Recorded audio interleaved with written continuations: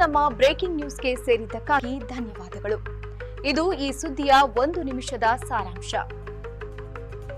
ಶನಿವಾರ ಅಕ್ಟೋಬರ್ 18, 2025ರಂದು ರಕ್ಷಣಾ ಸಚಿವ ರಾಜನಾಥ್ ಸಿಂಗ್ ಮತ್ತು ಯುಪಿ ಮುಖ್ಯಮಂತ್ರಿ ಯೋಗಿ ಆದಿತ್ಯನಾಥ್ ಅವರು ಲಕ್ನೋನಲ್ಲಿನ ಹೊಸ ಘಟಕದಿಂದ ಬ್ರಹ್ಮೋಸ್ ಕ್ಷಿಪಣಿಗಳ ಮೊದಲ ಬ್ಯಾಚ್ಗೆ ಹಸಿರು ನಿಶಾನೆ ತೋರಿಸಿದರು.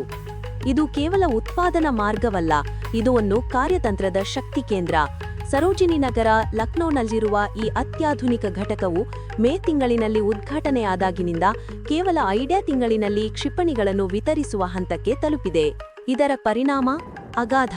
ಇದು ವಿಶ್ವದ ಅತಿ ವೇಗದ ಸೂಪರ್ಸಾನಿಕ್ ಕ್ರೂಸ್ ಕ್ಷಿಪಣಿಯಾದ ಬ್ರಹ್ಮೋಸ್ ಅನ್ನು ಭಾರತೀಯ ಸಶಸ್ತ್ರ ಪಡೆಗಳ ಪ್ರಶ್ನಾತೀತ ಬೆನ್ನೆಲುಬಾಗಿ ಬಲಪಡಿಸುತ್ತದೆ. ರಾಜನಾಥ್ ಸಿಂಗ್ ಅವರು ನೆರೆಯ ಎದುರಾಳಿಯ ಪ್ರದೇಶದ ಪ್ರತಿ ಇಂಚು ಈಗ ಬ್ರಹ್ಮೋಸ್ನ ವ್ಯಾಪ್ತಿಯಲ್ಲಿದೆ ಎಂದು ಕಠಿಣ ಎಚ್ಚರಿಕೆ ನೀಡಿದರು ಮತ್ತು ಅದರ ಪರಿಣಾಮಕಾರಿತಕ್ಕೆ ಪುರಾವೆಯಾಗಿ ಇತ್ತೀಚಿನ ಆಪರೇಷನ್ ಸಿಂಧೂರ್ನಲ್ಲಿ ಕ್ಷಿಪಣಿಯ ಪಾತ್ರವನ್ನು ಉಲ್ಲೇಖಿಸಿದರು. ಈ ಒಂದೇ ಕಾರ್ಖಾನೆಯು ವಾರ್ಷಿಕವಾಗಿ ಸುಮಾರು 100 ಕ್ಷಿಪಣಿ ವ್ಯವಸ್ಥೆಗಳನ್ನು ಉತ್ಪಾದಿಸಲಿದೆ. ಇದರಿಂದ ₹3,000 ಕೋಟಿ ವಹಿವಾಟು ಮತ್ತು ಉತ್ತರ ಪ್ರದೇಶದ ಯುವಕರಿಗೆ ಹೇರಳವಾದ ಉದ್ಯೋಗಗಳು ಸೃಷ್ಟಿಯಾಗಲಿವೆ.